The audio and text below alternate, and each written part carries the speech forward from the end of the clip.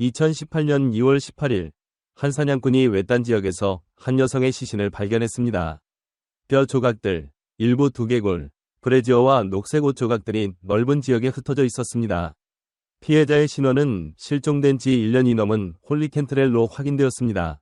그러나 그녀의 죽음과 관련된 비밀과 범인의 신원은 여전히 불확실합니다. 홀리 캔트렐은 11살 때 외할머니와 이모와 함께 살기 위해 오클라호마주로 이사했습니다. 그녀는 5형제 중 둘째였습니다. 1999년 20대였던 홀리는 나이가 훨씬 많은 토미 캔트렐, 46세이라는 남자를 만났습니다. 당시 홀리는 이전 관계에서 아들을 한 명 두고 있었고, 토미는 이전 결혼해서 3자녀를 두고 있었습니다. 또한 토미는 여동생이 15살 때 낳은 조카를 양육하고 있었습니다. 얼마 지나지 않아 홀리와 토미는 연애를 시작했고 결혼에 이르게 되었습니다. 그 후 몇 년 동안 그들은 2아이를 낳았습니다. 홀리는 자상하고 인내심이 강한 어머니로 묘사되었으며 그녀의 자녀들을 매우 사랑했습니다. 그녀는 또한 가족의 동물을 돌보고 야외 활동을 즐기는 것을 좋아했습니다. 2017년 1월 20일 금요일, 홀리는 가족을 위해 아침 식사를 준비하고 아이들을 버스 정류장까지 데려다 주었습니다. 이후 그녀는 남편에게 식료품 가게에 들러야 해서 평소보다 늦게 집에 돌아올 것이라고 말했습니다. 오전 7시 30분쯤 홀리는 그녀가 일하는 지역 병원의 주차장에 차를 주차했습니다. 토미는 홀리가 오후 4시 30분쯤 집에 올 것이라고 생각했습니다. 하지만 저녁 식사가 시작될 때까지 홀리는 나타나지 않았습니다. 토미는 아내와 연락이 닿지 않자 걱정이 되기 시작했습니다. 토미는 병원으로 차를 몰고 갔습니다. 주차장에 도착했을 때 그는 아내의 트럭이 여전히 그 자리에 있는 것을 발견했지만 그녀는 보이지 않았습니다. 결국 토미는 아내의 실종을 경찰에 신고하기로 결정했습니다. 그러나 경찰은 홀리가 24시간 이상 실종되지 않았기 때문에 아무 조치도 취할 수 없었습니다. 토미는 아내의 차 안을 예비 열쇠로 확인해 보았지만 별다른 단서를 찾지 못하고 집으로 돌아왔습니다.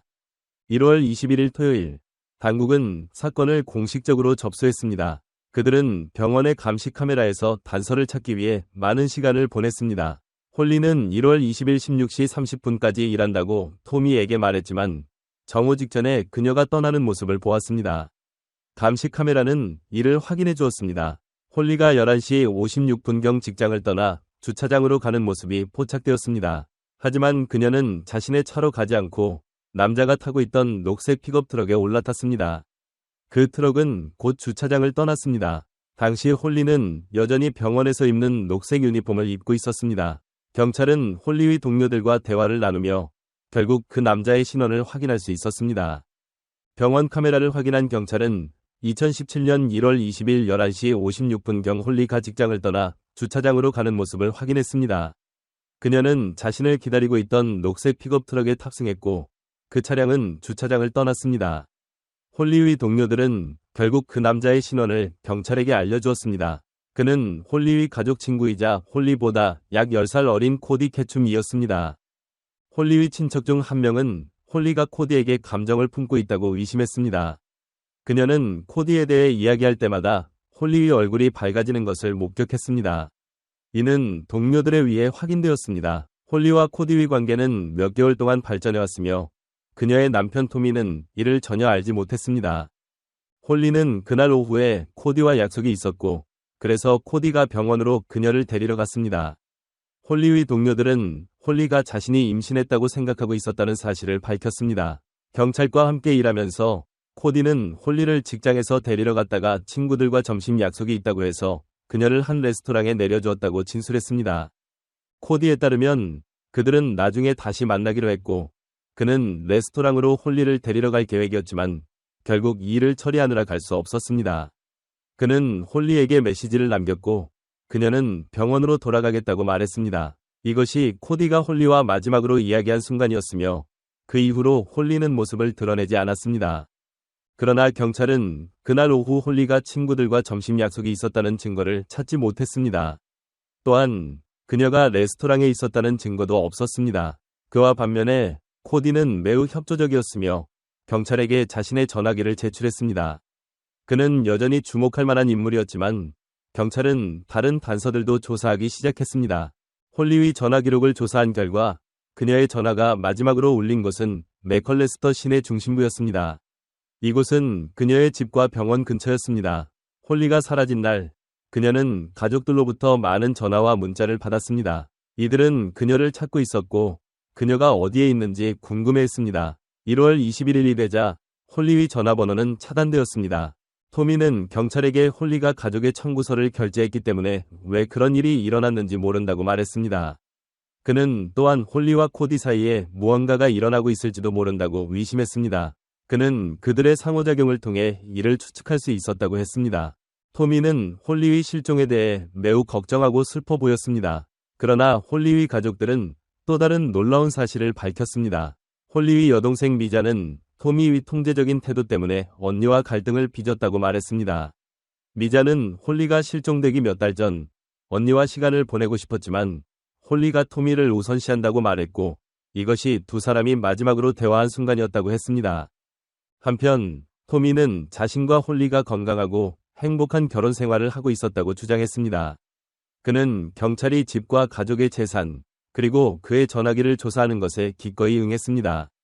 경찰은 토미가 아내를 해쳤다는 증거를 찾을 수 없었습니다. 2017년 2월 25일, 한 등산객이 피츠버그시의 카디널 포인트 레크리에이션 지역에서 버려진 지갑을 발견했습니다. 그 지갑은 홀리 캔트렐의 것이었습니다. 안에는 신분증, 신용카드, 약품, 자녀들의 물건 몇 가지, 그리고 임신과 관련된 정보가 들어있었습니다. 경찰이 조사한 후 홀리의 지갑을 토미에게 돌려주었습니다. 이에 대해 홀리의 가족은 지갑에 DNA가 있을 수 있다며 분노했습니다. 홀리의 실종은 가족과 토미 사이에 큰 갈등을 일으켰습니다. 가족들은 홀리와 토미가 토미 위 유언장에 대해 논쟁을 벌였다고 주장했습니다. 그들에 따르면 토미는 모든 것을 자신의 조카에게 남기고 자녀들에게는 남기지 않으려 했습니다. 또한 홀리는 토미의 딸 체리티와 좋은 관계를 유지하지 못했다고 합니다.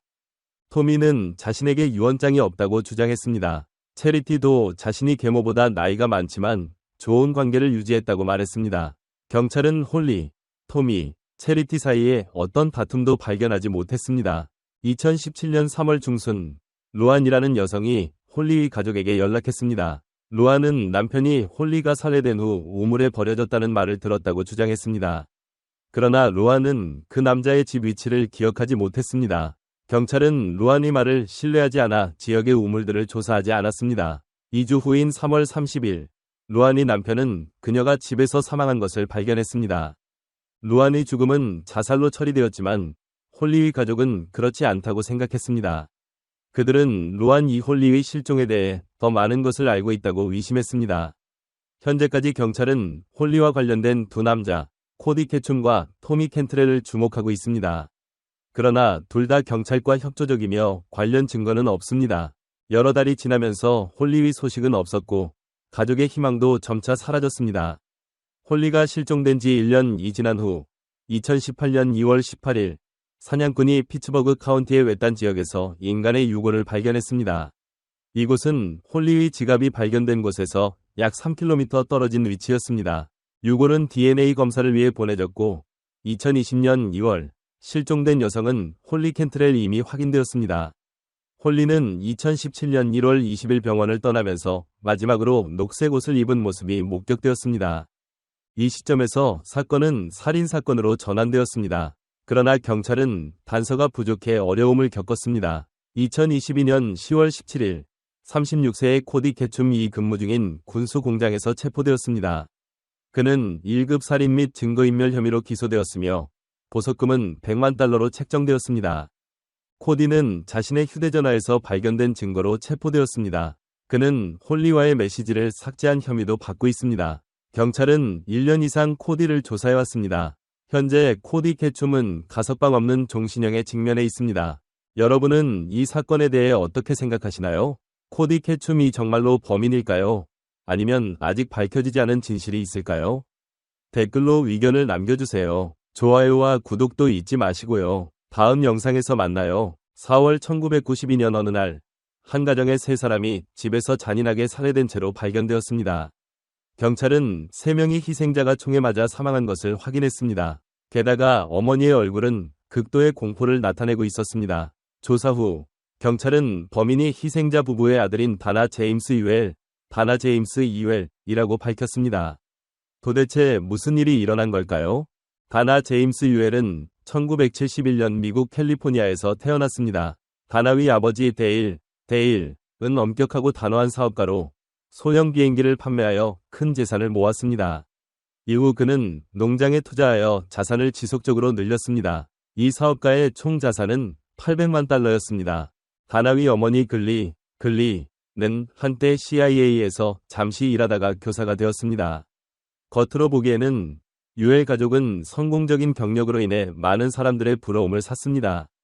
어린 시절부터 다나는 거짓말을 자주 하고 이야기를 꾸며내곤 했습니다. 대학에 다니면서 다나는 자신이 18살에 주식 중개인으로 일하며 수백만 달러를 벌었다는 이야기를 꾸며내 사람들을 속였습니다. 부유한 환경에서 자란 이 젊은이는 돈과 명품 옷을 좋아했습니다. 다나는 자신이 원하는 BMW를 소유하고 있으며 많은 돈을 쓸 수 있었습니다. 그러나 부자 간의 관계는 매우 긴장되어 있었고 둘은 거의 대화하지 않았습니다. 이는 많은 사람들이 알지 못하는 사실이었습니다. 1992년 4월 19일 데일과 글리 부부와 딸 티파니는 캘리포니아 선사이드의 집에서 총에 맞아 사망했습니다. 이 사건은 가족이 주말 해변 여행을 마치고 돌아온 직후 발생했습니다. 글리와 티파니는 먼저 집에 돌아와 총에 맞아 사망했고 데일은 개인 비행기로 나중에 도착했습니다. 데일이 집에 들어섰을 때 범인은 즉시 이 사업가를 총으로 쏴 죽였습니다. 살인사건이 발생했을 때 다나는 여자친구 모니카와 그녀의 아버지와 함께 휴가 중이었습니다. 많은 사람들은 이 사건이 강도 살인사건일 가능성이 있다고 생각했지만 수사관들이 조사한 결과 많은 의문점이 드러났습니다. 경찰은 범인이 집안에서 기다리고 있었던 것으로 판단했습니다. 심지어 범인은 범행 후 현장에 탄피를 주어 증거를 지우려고 했습니다. 이 사건에서 다나는 알리바이가 있었습니다. 그러나 경찰은 여전히 그를 의심했습니다. 의심은 다나가 소식을 들었을 때 아무런 슬픔을 보이지 않았고 가족의 전 재산을 즉시 상속받지 못하자 분노를 표출한 것으로 인해 더욱 강화되었습니다. 또한 다나는 살인범을 잡기 위해 5만 달러의 현상금을 내걸었습니다. 이러한 판단으로 경찰은 다나를 알리바이가 있음에도 불구하고 범행 동기가 있는 용의자로 지목했습니다. 억만장자 아버지의 유언장에 따르면 다나는 800만 달러에 달하는 그의 대저택을 상속받는 유일한 상속인이었습니다. 또한 부모와 누나가 사망한 후 다나는 자주 경찰서에 전화를 걸어 부검 결과를 물었습니다. 이로 인해 수사관들은 더욱 의심을 품게 되었습니다. 모두들 다나가 매우 똑똑하고 일찍 철들었다고 평가했습니다. 다나는 친구가 별로 없었고 유일한 친구는 조엘 라덥시치였습니다. 다나에 대해 더 알아보기 위해 경찰은 조엘과 접촉했습니다. 그러나 조엘이 곧 저를 체포하려고 하나요?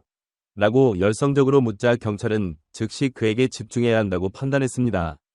조엘은 공중전화를 자주 사용했습니다. 이를 알고 있던 경찰은 어느 날 조엘이 전화를 걸 때 사복을 입은 경찰이 옆에서 전화를 사용하는 척하며 다가갔습니다. 그 경찰은 조엘이 다나에게 25만 달러를 보내라고 요구하는 것을 들었습니다. 이는 다나의 재정 능력을 초과하는 금액이었습니다. 여러 은행 거래에서도 다나가 친구에게 큰 돈을 지불한 기록이 발견되었습니다.